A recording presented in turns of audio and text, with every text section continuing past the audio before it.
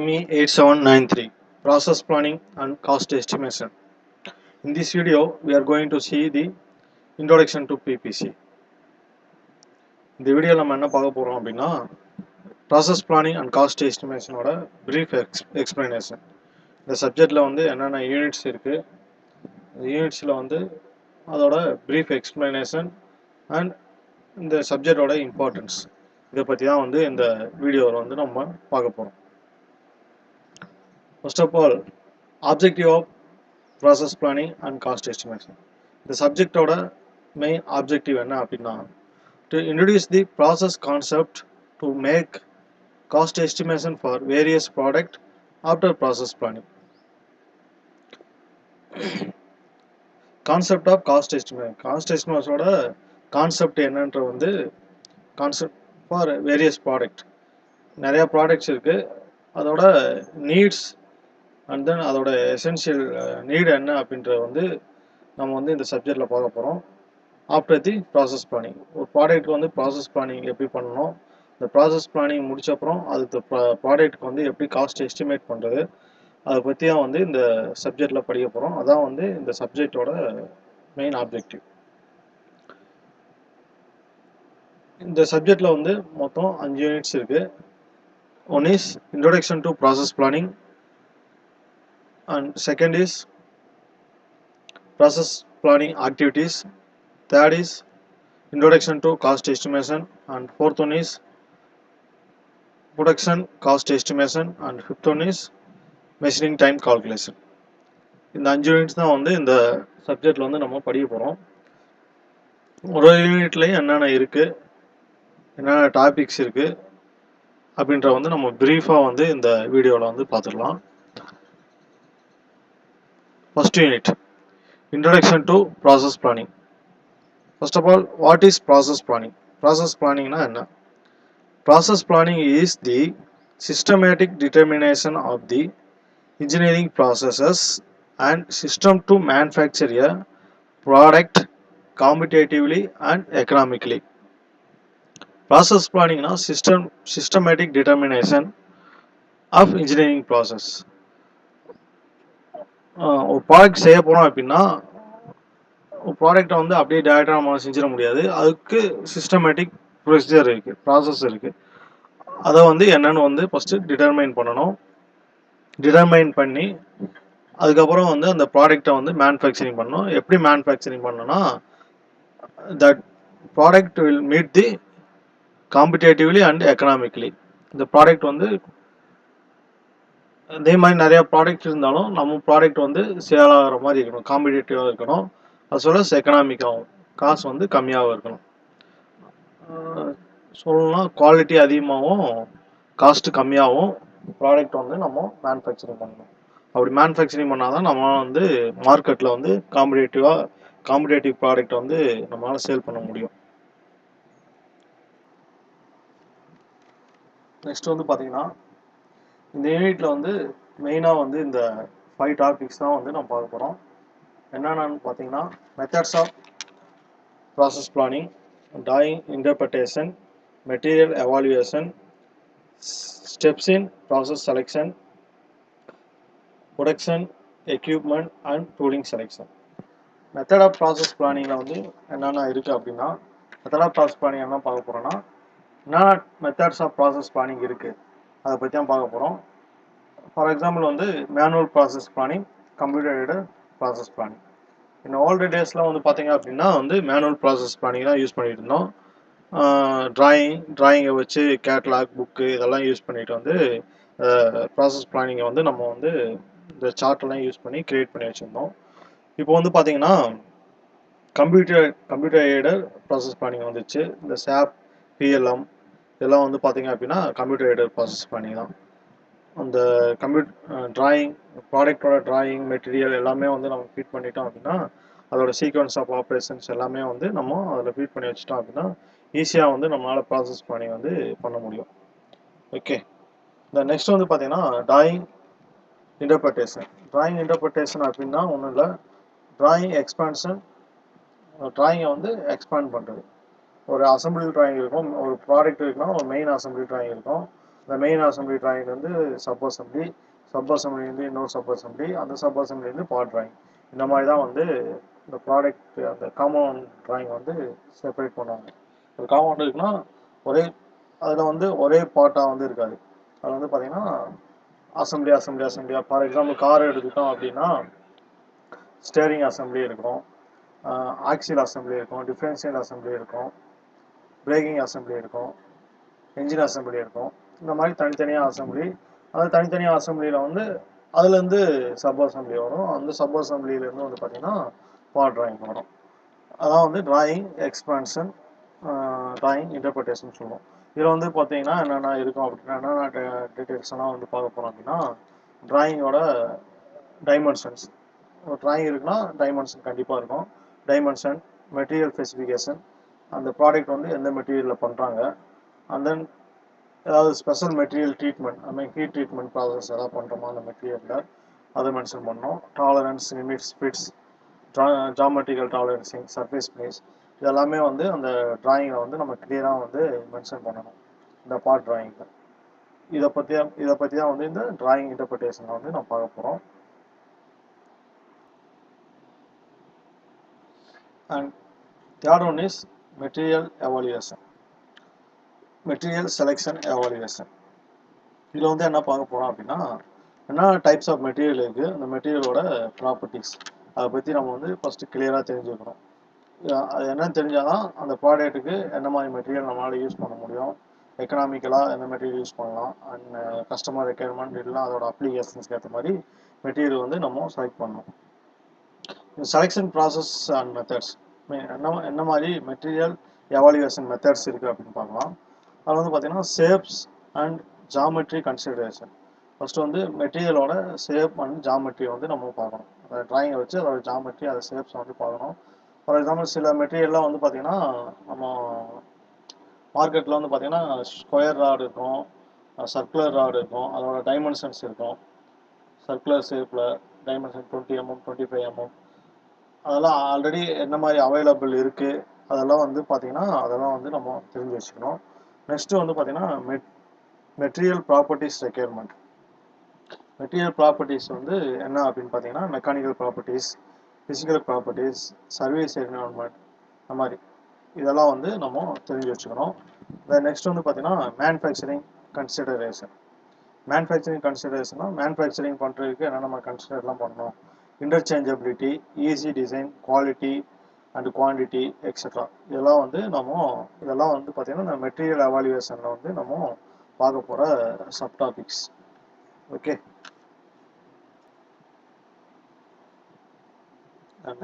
Next topics வந்து பார்த்தீங்கன்னா steps in process selection.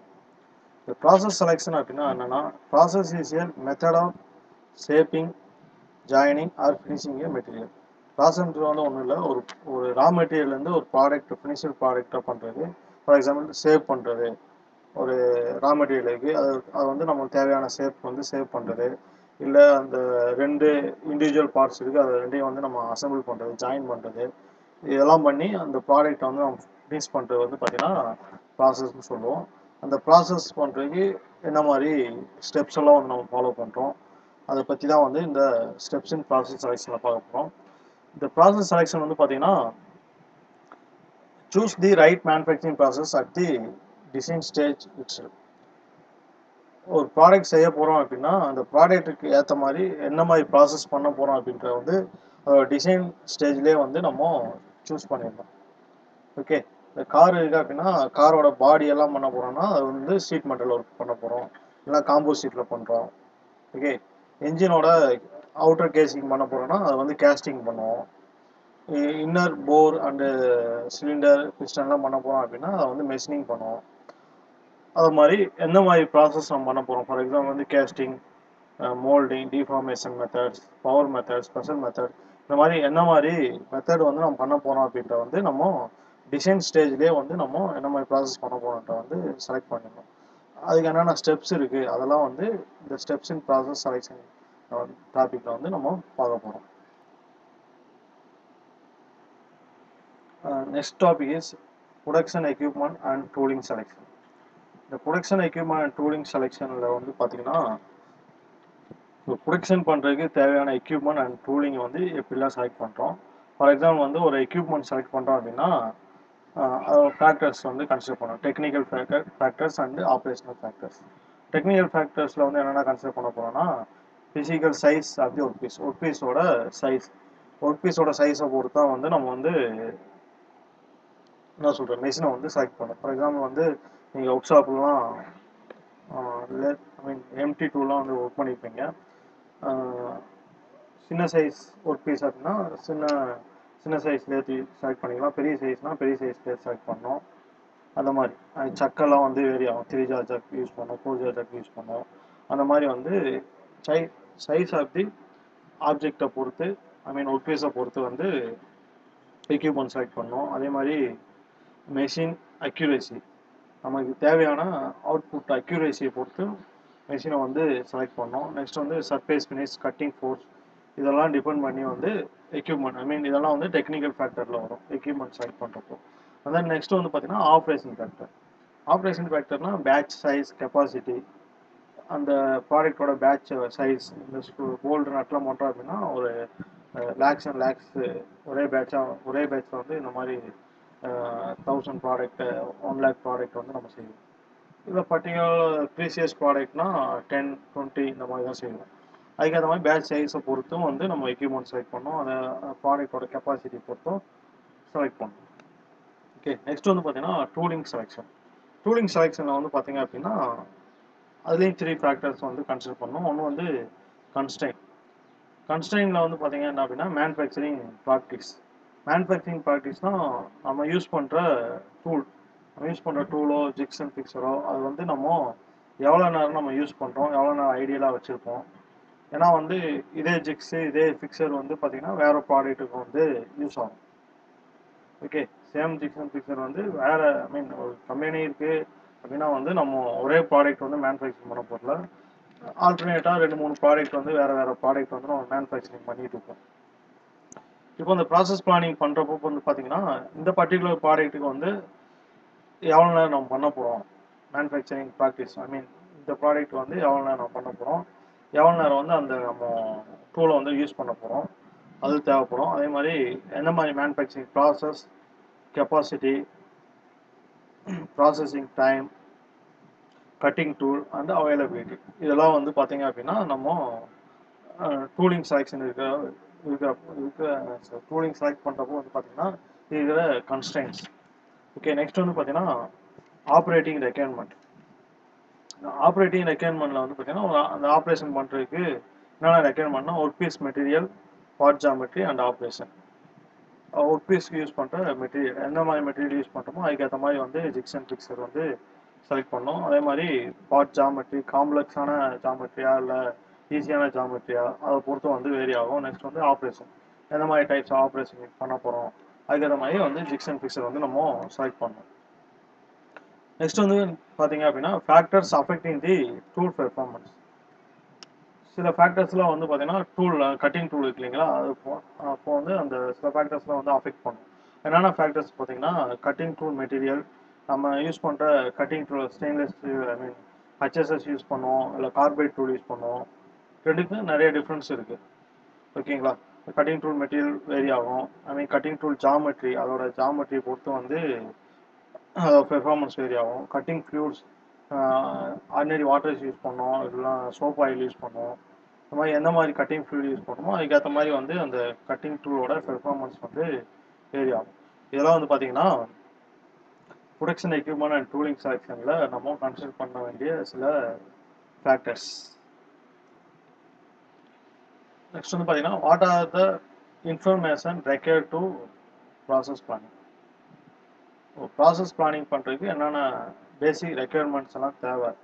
ஒன்று வந்து பார்த்தீங்கன்னா quantity and quality of the product. ஒரு ப்ராடக்டோட குவாலிட்டி அண்ட் குவான்டிட்டி, இந்த மாதிரி குவாலிட்டி பண்ண ஹை குவாலிட்டி ப்ராடக்டா இல்லை மீடியம் குவாலிட்டியா இல்லை லோ குவாலிட்டி ப்ராடக்டா, அதுக்கேற்ற மாதிரி வந்து நம்ம ப்ராசஸ் பிளான் வந்து பண்ணுவோம். அதே மாதிரி குவான்டிட்டி 10 நம்பர் ஆஃப் குவான்டிட்டி சொல்கிறது, ஒரு நம்பர் ஆஃப் குவான்டிட்டினா ஒரு 10 தான் பண்ண போகிறோம், கஸ்டமர் ரெக்யர்மெண்ட் வந்து 10 நம்பர்ஸ் தான் தேவை அப்படின்னா அதுக்கேற்ற மாதிரி ப்ராசஸ் பண்ணி பண்ணுவோம். 100 நம்பர்ஸ் தேவை அப்படின்னா அதுக்கேற்ற மாதிரி ப்ராசஸ் பண்ணி பண்ணுவோம். இல்லை பெரிய மாஸ் ப்ரொடக்ஷன் அது 1000 ப்ராடக்ட் தேவை, லேக்ஸ் ப்ராடக்ட் தேவை, இல்லை த்ரூ அவுட் தி இயர்ஸ் வந்து அவங்களுக்கு வந்து நம்ம ப்ராடக்ட் சப்ளை பண்ணிகிட்டே இருக்க போகிறோம் அப்படின்னா அதெல்லாம் பேஸ் பண்ணி வந்து ப்ராசஸ் பிளானிங் வந்து வேரி ஆகும். நெக்ஸ்ட் வந்து பார்த்தீங்கன்னா ஸ்பெசிஃபிகேஷன் ஆஃப் ப்ராடக்ட். இந்த ப்ராடக்டோட ஸ்பெசிஃபிகேஷன் ஃபார் எக்ஸாம்பிள் வந்து மொபைலில் இருக்குன்னா நிறையா ஸ்பெசிஃபிகேஷன்ஸ் வந்துட்டு இருக்கு. அதே மாதிரி எல்லா ப்ராடக்ட்டுக்கும் வந்து இண்டிவிஜுவல் ஸ்பெசிஃபிகேஷன்ஸ் இருக்கும். இப்போ மொபைல்லாம் சொன்னோன்னா ரேம் சைஸு, ஏன்னா கேமராவோட pixel, okay, screen, display size, battery package, இதெல்லாம் வந்து நம்ம மொபைலுக்கு பார்க்குற specification, basic specification and main specification அதுதான், ஓகேங்களா.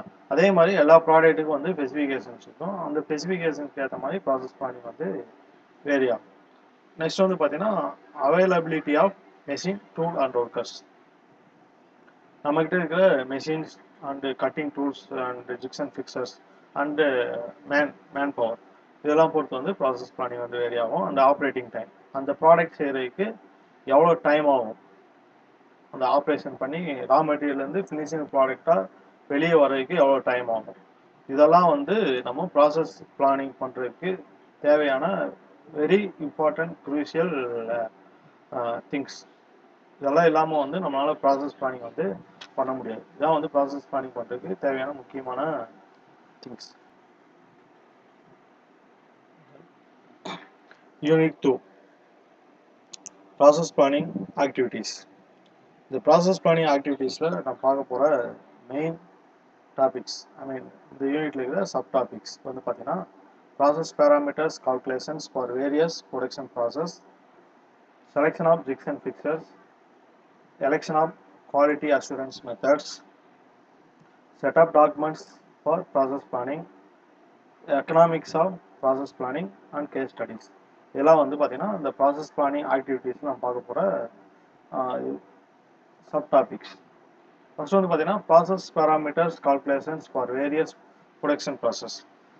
இதில் வந்து என்ன பார்க்க போகிறோம்னா ப்ராசஸ் பேராமீட்டர்ஸ், ஒரு ப்ராடக்ட் பண்ண போகிறோம்னா என்னென்ன ப்ராசஸ் பேராமீட்டர்ஸ்லாம் பார்க்க போகிறோம், அது எப்படி வந்து கால்குலேட் பண்ணுறது in various production process. Various production process வந்து பார்த்தீங்கன்னா டர்னிங், மில்லிங், ட்ரில்லிங், கிரைண்டிங் இந்த மாதிரி இருக்கு இல்லைங்களா.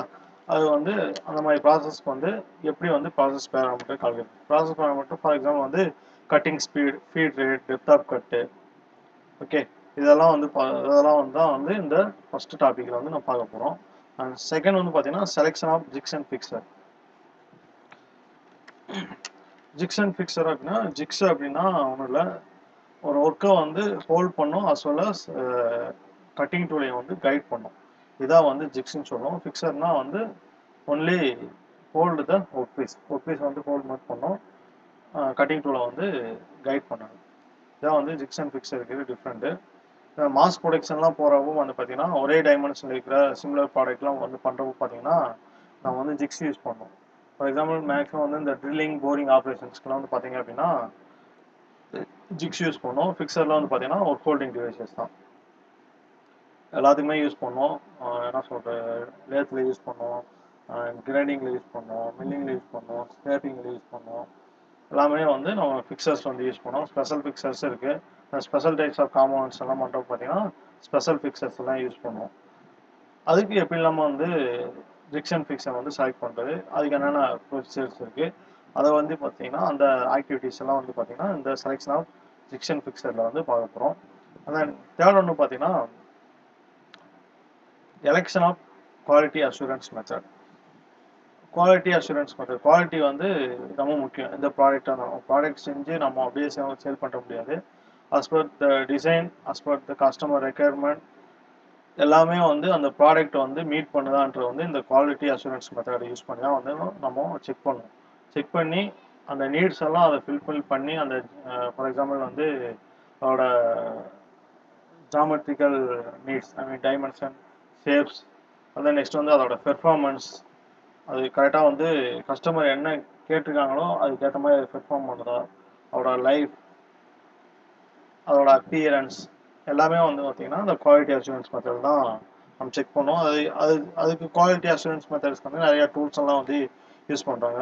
Q7 டூல்ஸ், கண்ட்ரோல் சார்ட்ஸ், இந்த மாதிரி நிறையா அஷூரன்ஸ் மெத்தட்ஸ் எல்லாம் இருக்குது.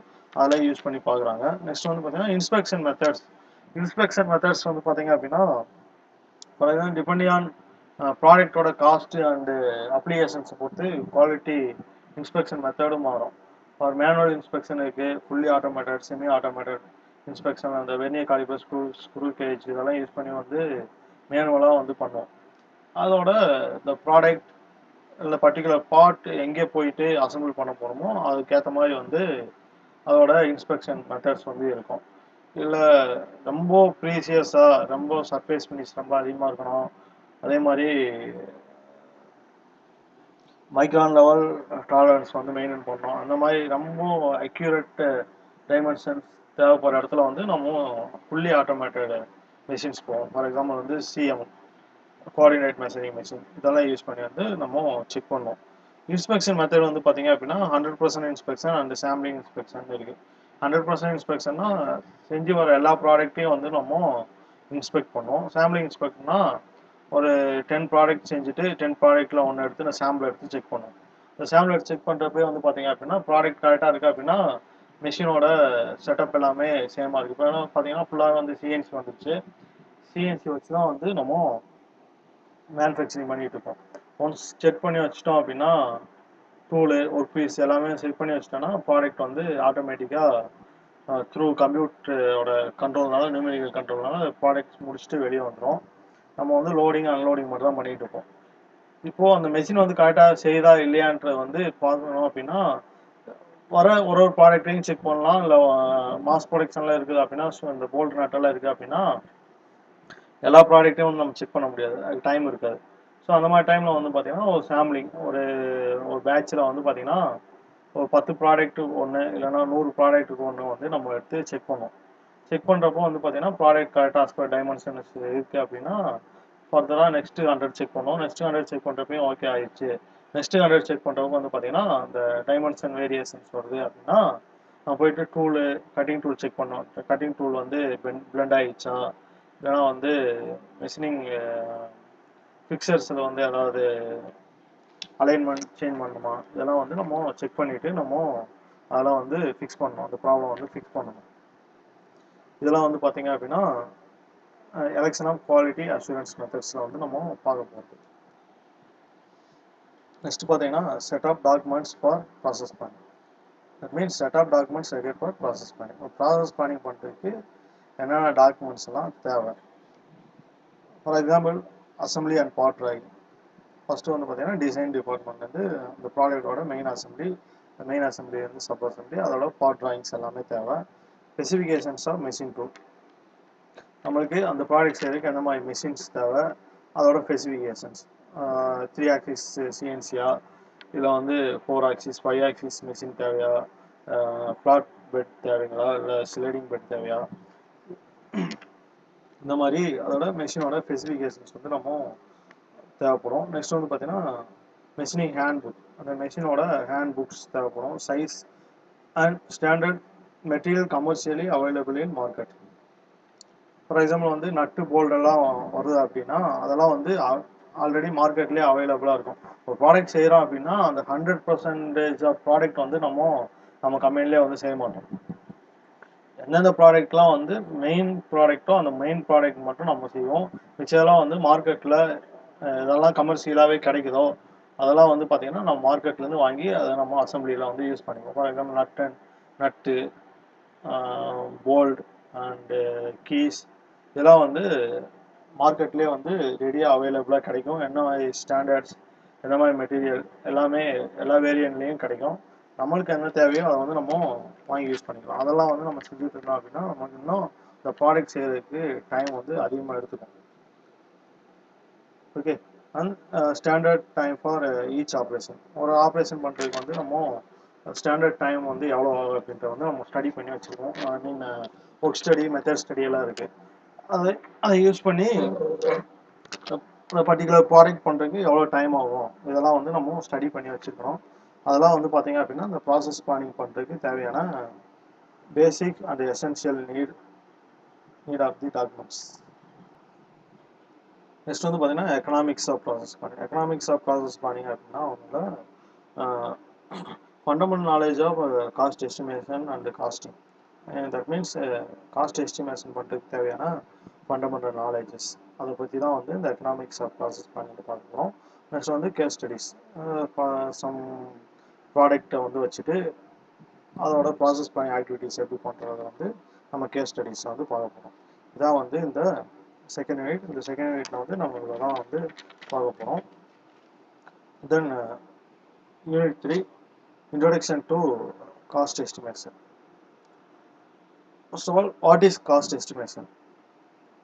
Cost estimation is the process of determining the probable cost of the product before the start of its manufacture. Cost estimation ஒன்றும் இல்லை, process of determining the probable cost. Probable cost அப்படின்னா ஒன்றும் இல்லை, approximate cost. ஒரு product பண்ண போகிறோம் அப்படின்னா, for example ஒரு மொபைல் வந்து நம்ம செய்ய போகிறோம், பிளான் பண்ணியிருக்கோம் அப்படின்னா, மொபைல் செய்கிறதுக்கு முன்னாடியே probable cost of product before the start of its manufacture. அந்த ப்ராடக்ட் செய்கிறதுக்கு முன்னாடியே வந்து அதுக்கு அப்ராக்சிமேட்டாக எவ்வளோ காஸ்ட் ஆகும். நம்ம கஸ்டமர் வந்து நம்ம வந்து ஃபார் எக்ஸாம்பிள் வந்து இந்த மாதிரி நம்ம ஸ்பெசிஃபிகேஷனில் வந்து எனக்கு ஒரு மொபைல் வேணும் அப்படின்னு கேட்குறாங்க அப்படின்னா, கேட்டுட்டு உடனே வந்து அவங்க என்ன கேட்பாங்கன்னா, இந்த ப்ராடக்ட் செய்கிறதுக்கு வந்து எவ்வளோ காஸ்ட் ஆகும்னு கேட்பாங்க. அப்போ நம்ம ஒரு அப்ராக்சிமேட்டாக ஒரு ரவுண்ட் ஃபிகர் வந்து நம்ம சொல்லுவோம். அப்ராக்சிமேட் அது ப்ளஸ் ஆர் மைனஸ் 20%, 30% வந்து இருக்கும். அது வந்து அப்போ கரெக்டாக வந்து நம்மளால சொல்ல முடியாது. ஏன்னா ஒரு ப்ராடக்ட் செய்ய போகிறோம் அப்படின்னா, ஆல்ரெடி செஞ்ச ப்ராடக்ட்னா பிரச்சனை இல்லை. புதுசாக ஒன்று செய்ய போகிறோம் அப்படின்னா, ஆல்ரெடி செஞ்ச ப்ராடக்ட் இதெல்லாம் வந்து கம்பேர் பண்ணி தான் வந்து நம்மளால சொல்ல முடியும். இந்த ப்ராடக்டோட ப்ராபபிள் காஸ்ட்டை பற்றி நம்ம சொல்கிறதான் வந்து காஸ்ட் எஸ்டிமேஷன். நெக்ஸ்ட் வந்து பார்த்தீங்கன்னா, what is costing or cost accounting? Costing is the determination of actual cost of the component after adding different expenses incurred in various departments. Costing வந்து பார்த்தீங்கன்னா determination of actual cost of the component. The component actual cost இது எப்போ வந்து கண்டுபிடிக்கிறோன்னா, after adding different expenses incurred in various departments. எல்லா டிபார்ட்மெண்ட்டோட கூப்பிட்டு இந்த மாதிரி இந்த ப்ராடக்ட் செய்கிறதுக்கு வந்து எவ்வளோ காஸ்ட் ஆகும் அப்படின்னு தனித்தனியாக மீட்டிங் போட்டு அவங்க கொடுக்குற அந்த டேட்டாஸை வச்சு நம்ம கால்குலேட் பண்ணுறது வந்து பார்த்தீங்கன்னா காஸ்ட் அக்கௌண்டிங். இது வந்து ஆஃப்டர் இந்த ப்ராடக்ட் செஞ்சு முடிச்சப்பறம் வந்து கால்குலேட் பண்ணுவாங்க. ஐ மீன் அந்த ப்ராடக்ட்டை வந்து விற்க போகிறதுக்கு முன்னாடி அதோட செல்லிங் ப்ரைஸ் ஃபிக்ஸ் பண்ணுறதுக்காக எல்லா டிபார்ட்மெண்ட்டும் எவ்வளோ செலவாச்சு இந்த ப்ராடக்ட்காக அப்படின்ட்டு வந்து கிளியர் டேட்டாஸ் வாங்கி அந்த டேட்டாஸ் பேஸ் பண்ணி அந்த ப்ராடக்ட்டோட செல்லிங் ப்ரைஸ் வந்து ஃபிக்ஸ் பண்ணுவாங்க. இது வந்து என்ன சொல்லுவோம் அப்படின்னா காஸ்டிங் ஆர் காஸ்ட் அக்கௌண்டிங்னு சொல்லுவோம். இதில் பார்க்க போகிற டாபிக்ஸ் வந்து பார்த்தீங்க அப்படின்னா, importance of costing and estimation. Costing estimation and காஸ்டிங்கோட இம்பார்ட்டன்ஸ் என்னன்னு பார்க்க போகிறோம். மெத்தட்ஸ் ஆஃப் காஸ்டிங், என்னென்ன டைப்ஸ் ஆஃப் மெத்தட்ஸ் இருக்குது காஸ்டிங்கில். எலிமெண்ட்ஸ் ஆஃப் காஸ்ட் எஸ்டிமேஷன், இந்த காஸ்ட் எஸ்டிமேஷன் என்னென்ன எலிமெண்ட்ஸ் இருக்குது. டைப்ஸ் ஆஃப் எஸ்டிமேட்ஸ், என்னென்ன டைப்ஸ் ஆஃப் எஸ்டிமேட்ஸ் வந்து எல்லாம் இருக்குது ஆல்ரெடி. நெக்ஸ்ட் வந்து பார்த்தீங்கன்னா எஸ்டிமேட்டிங் ப்ரொசீஜர், எஸ்டிமேட் பண்ணுறதுக்கு என்ன மாதிரி ப்ரொசீஜர் வந்து நம்ம யூஸ் பண்ணுறோம். அதுக்கு ஏன்னா எந்த ப்ராடக்ட் எந்த ப்ராசஸ் பண்ணாலும் ஒரு ப்ரொசீஜர் இருக்கும். அந்த ப்ரொசீஜர் வந்து கண்டிப்பாக நம்ம ஃபாலோ பண்ணி ஆகணும். அது என்ன ப்ரொசீஜர் இருக்குது. நெக்ஸ்ட் வந்து பார்த்தீங்கன்னா estimation of labour cost and material cost. Labour cost and material cost வந்து கால்குலேட் பண்ணுறாங்க. ப்ராடக்ட் செய்கிறோம் அப்படின்னா அதுக்கு யூஸ் பண்ணுற லேபர் அண்ட் மெட்டீரியல் காஸ்ட் அது எப்படி வந்து எஸ்டிமேட் பண்ணுறது. நெக்ஸ்ட் வந்து பார்த்தீங்கன்னா allocation of overhead charges. Overhead charges அப்படின்னா other expenses, I mean direct expenses, indirect எக்ஸ்பென்சஸ்னு இருக்குது.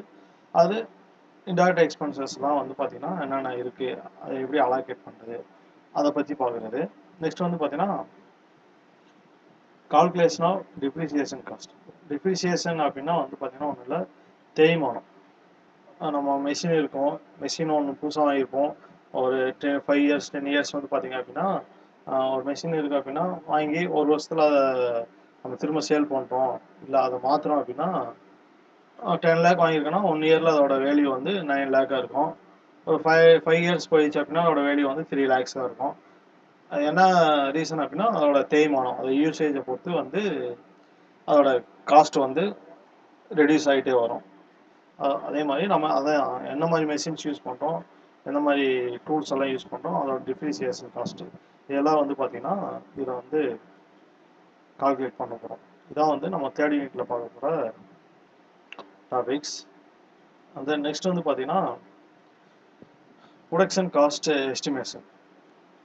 இந்த யூனிட் 4ல் வந்து என்னென்ன பார்க்க போகிறீங்கன்னா estimation of different types of jobs. இந்த சப்ஜெக்டில் வந்து நம்ம பார்க்க போகிறோம்னா 3 எஸ்டிமேஷன், 3 ஷாப்ஸ் தான் பார்க்க போகிறோம். மெயினாக வந்து ஒன்று வந்து ஃபோர்ஜிங், வெல்டிங் அண்ட் ஃபவுண்ட்ரி. ஒரு ப்ராடக்ட் வந்து ஃபோர்ஜிங் பண்ணுறோம் அப்படின்னா அந்த ஃபோர்ஜிங் பண்ணுற ப்ராடக்ட்டை வந்து நம்ம எப்படி வந்து எஸ்டிமேட் பண்ணணும், அதில் என்னென்ன ப்ரொசீஜர்ஸ் இருக்குது, அதில் என்னென்ன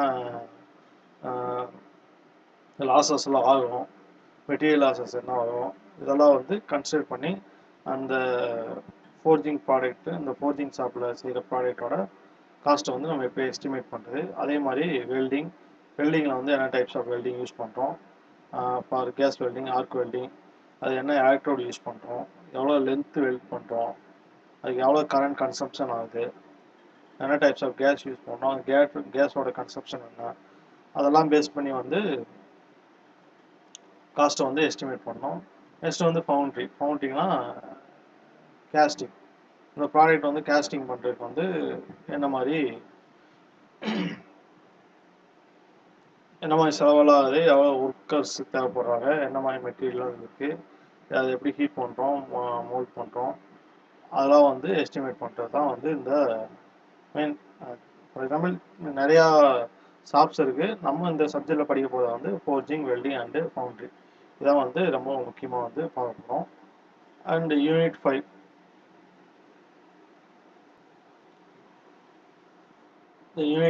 machining time calculation. Machining time கால்குலேஷனில் வந்து என்ன பார்க்க போகிறோம்னா estimation of machining time. Machining time வந்து என்னென்னா ஒரு ப்ராடக்ட் பண்ண போகிறோம் அப்படின்னா அந்த ப்ராடக்ட் பண்ணுறதுக்கு ஃபார் எக்ஸாம்பிள் வந்து ஒரு டர்னிங் ஆப்ரேஷன் பண்ணுறோம், ஒரு மெஷினில் வந்து லேத்தில் வந்து டர்னிங் ஆப்ரேஷன் பண்ணுறோம், டயா வந்து 20 mm 50 mm குறைக்கிறோம், லென்த் வந்து பார்த்தீங்கன்னா 100 mm அப்படின்னா அதுக்கு வந்து அந்த ப்ராடக்ட் பண்ணுறதுக்கு எவ்வளோ மெஷினிங் டைம் ஆகும் அதை வந்து கால்குலேட் பண்ணுறது, அதை எப்படி எஸ்டிமேட் பண்ணுறது. நெக்ஸ்ட் வந்து importance of machining time calculation. இந்த மெஷினிங் டைம் கால்குலேஷன் வந்து ஏன் பண்ணணும், அதோட இம்பார்ட்டன்ஸ் என்ன, அதை பற்றி வந்து பார்க்க போகிறோம். இந்த யூனிட்டில் வந்து நம்ம எந்தெந்த பேசிக் மெஷின்ஸ் தான் வந்து நம்ம பார்க்க போகிறோம். Machining time calculation for lathe operations வந்து என்னென்ன ஆப்ரேஷன்னா turning, facing, step turning, taper turning, இந்த மாதிரி ஆப்ரேஷன்ஸ். அதே மாதிரி ட்ரில்லிங், போரிங் ஆப்ரேஷன், மில்லிங்கில் சிம்பிள் மில்லிங், அதே மாதிரி shaping operation, planning operation and grinding operation. இந்த மாதிரி பேசிக்காக நமக்கு தெரிகிற ஆப்ரேஷன்ஸ்க்கு வந்து மெஷினிங் டைம் வந்து எப்படி கால்குலேட் பண்ணுறது, இதை பற்றி தான் வந்து நம்ம இந்த யூனிட்டில் வந்து ஃபுல்லாக படிக்க போகிறோம். அதே மாதிரி இந்த சப்ஜெக்டில் வந்து பார்த்திங்க அப்படின்னா மொத்தம் 5 யூனிட் இருக்குது. 5 யூனிட்டில் ஃபஸ்ட்டு 2 யூனிட் வந்து பார்த்திங்க அப்படின்னா ஒன்லி ப்ராசஸ் பிளானிங் வந்து ஃபோக்கஸ் பண்ணியிருப்போம். ப்ராசஸ் பிளானிங் இன்ட்ரோடக்ஷன், அதோட ஆக்டிவிட்டீஸ் என்னன்றதை பற்றி நம்ம ப்ராசஸ் பிளானிங்கை பற்றி ஃபுல்லாக படிப்போம். அண்டு 3rd, 4th, 5th அந்த 3 யூனிட் வந்து பார்த்திங்க அப்படின்னா காஸ்ட் எஸ்டிமேஷன். ஃபுல்லாக வந்து காஸ்ட் எஸ்டிமேஷன் இன்ட்ரோடக்ஷன் என்ன, எக்ஸாம்பிளாக வந்து பார்த்திங்கன்னா காஸ்ட் எப்படி எஸ்டிமேட் பண்ணுறது, மெஷினிங் டைம் எப்படி கால்குலேட் பண்ணுறது, இதை பற்றி வந்து 3rd, 4th, 5th யூனிட்டில் வந்து நம்ம பார்க்க போகிறோம். அதே மாதிரி பார்த்திங்க அப்படின்னா ஃபஸ்ட்டு 2 யூனிட் வந்து பார்த்திங்கன்னா ஃபுல்லாக வந்து தியரி பார்ட்டு, தியரி கொஸ்டின்ஸ் தான் வரும். அதே மாதிரி 3rd யூனிட் எடுத்துக்கிட்டிங்க அப்படின்னா மேக்ஸிமம் வந்து பார்த்திங்கன்னா தியரி கொஸ்டின் வரும். சில டைம் வந்து ஒரு தியரி கொஸ்டின் ஆப்ஷனில் வந்து பார்த்திங்கன்னா ப்ராப்ளம் வரும். அது கொஸ்டின் வந்து எப்படி வரணும் வந்து கெஸ் பண்ண முடியாது. வந்தால் ரெண்டுமே வந்து தியரி கொஸ்டினாக வந்துடும். இல்லை அப்படின்னா வந்து ஒன்று தியரி, ஒன்று வந்து ப்ராப்ளம் வரும். And 4th and 5th unit வந்து பார்த்திங்க அப்படின்னா மேக்ஸிமம் 99% வந்து பார்த்திங்க அப்படின்னா ப்ராப்ளம் தான் வரும். ஓகேங்களா. எப்படி வந்து ஒரு ப்ராடக்ட் கொடுத்து அதோட ஃபோர்ஜிங் பண்ணோம் அது எப்படி வந்து அது காஸ்ட் எவ்வளோ ஆகும் அப்படின்னு வந்து கால்குலேட் பண்ண சொல்லுவாங்க. இல்லை வெல்டிங் பண்ணால் எவ்வளோ காஸ்ட் வரும்னு கால்குலேட் பண்ண சொல்லுவாங்க. அது 5th யூனிட்ல வந்து பார்த்தீங்கன்னா ஒரு பார்ட் கொடுத்துட்டு அதை மெஷினிங் பண்ணோம் அப்படின்னா ரா மெட்டீரியல்லேருந்து ஃபினிஷிங் ப்ராடக்டாக மெஷினிங் பண்ணோன்னா அந்த மெஷினிங் டைம் எவ்வளோ டைம் ஆகும் அது கால்குலேட் பண்ண சொல்லுவாங்க. இந்த மாதிரி ப்ராப்ளம் வந்து மேக்ஸிமம் வரும். சில டைம் வந்து தியரி கொஸ்டின் கூட வரும். தியரி கொஸ்டின் வந்து எந்த மாதிரி வரும் அப்படின்னா ப்ரொசீஜர் கேட்பாங்க. ப்ரொசீஜர்னா என்ன சொல்கிறது, ஃபவுண்ட்ரி பண்ணுறோம் ஃபார் எக்ஸாம்பிள் வந்து ஃபோர்ஜிங் அப்படின்னா ஒரு ப்ராடக்ட் கொடுத்துட்டு அந்த ப்ராடக்ட்டுக்கு ஃபோர்ஜிங் பண்ணோன்னா இந்த மாதிரி ப்ரொசீஜர் ஃபாலோ பண்ணோம், ஸ்டெப் பை ஸ்டெப் ப்ரொசீஜர் வந்து எழுத சொல்லுவாங்க. நம்ம ப்ராப்ளம் படித்தாலே வந்து அந்த ஸ்டெப் பை ஸ்டெப் ப்ரொசீஜர் வந்து நம்மளுக்கு ஆல்மோஸ்ட் தெரிஞ்சிருக்கும். வந்தால் வந்து மேக்ஸிமம் அந்த மாதிரி தியரி கொஸ்டின் தான் வரும்.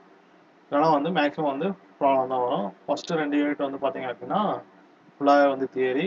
அண்டு 3rd யூனிட் வந்து பார்த்தீங்க அப்படின்னா எய்தர் தியரி இல்லை ப்ராப்ளம். ஆப்ஷன் ஏல வந்து தியரி, ஆப்ஷன் பியில் வந்து பார்த்தீங்கன்னா ப்ராப்ளம் வரும். இல்லைனா வந்து ரெண்டுமே வந்து தியரி கொஸ்டினாக கேட்பாங்க. And compulsory 14th and 15th question வந்து பார்த்தீங்க அப்படின்னா ப்ராப்ளம் தான் வரும். மேக்ஸிமம் 99% வந்து ப்ராப்ளம் தான் வரும்.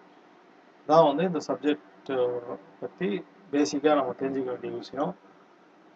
இது வந்து பார்த்தீங்கன்னா ஐ ஹோப் எல்லாருமே வந்து பார்த்தீங்கன்னா இந்த சப்ஜெக்ட் ஏன் படிக்கிறோம், இதோட இம்பார்ட்டன்ஸ் என்னன்ற வந்து ஓரளவுக்கு புரிஞ்சிருப்பேன்னு நினைக்கிறேன். இந்த ஃபர்தர் கிளாஸஸில் வந்து இந்த சப்ஜெக்டை வந்து டீட்டெயிலாக வந்து நம்ம பார்க்கலாம். தேங்க்யூ.